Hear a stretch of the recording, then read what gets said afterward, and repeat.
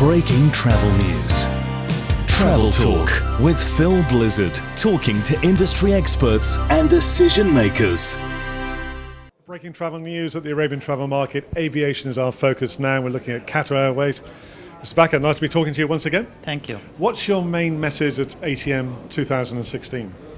The main message is going places together, which is our new brand of Qatar Airways. In addition to that, is to introduce to the public of our region that Qatar Airways is really going to go places in 2016, as we have announced 14 new destinations, and some of them very exclusive, like Chiang Mai, Krabi, Windhoek, and so on and so forth. So Chiang Mai and Krabi, two destinations in Thailand.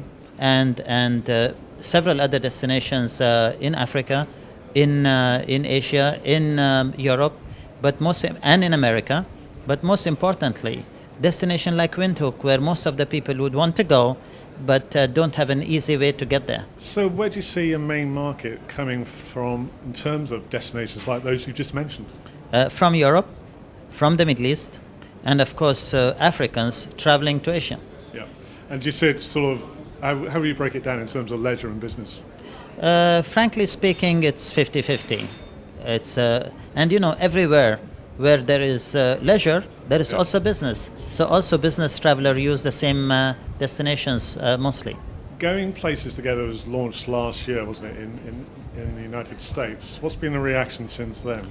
The reaction has been fantastic. The people have really started to recognize the brand, and we are making more concerns to our competitors in the United States.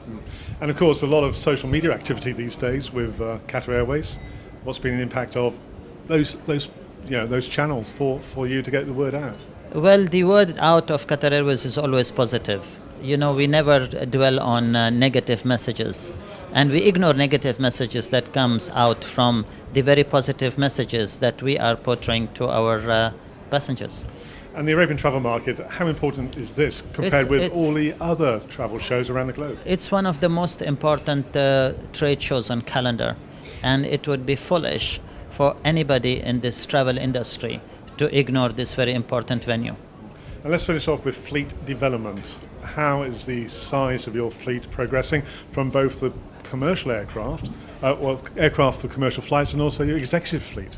Well, to be honest, we are a little bit disappointed with the delays in deliveries of our aircraft from Airbus. However, we will still introduce 33 new aeroplanes this year into the fleet, and the fleet is growing very, very robustly. And we have recently added two Gulfstream 650 extended range aircraft to boost the Qatar executive business. Can I put it to you that the delays with Airbus, is that because you are a very, very demanding customer? It's not only that we are demanding customer as far as the quality is concerned, but also technically there are issues with Airbus aeroplanes which they will need to resolve very soon. And where do you think Qatar Airways will be in 5 years' time in terms of fleet size?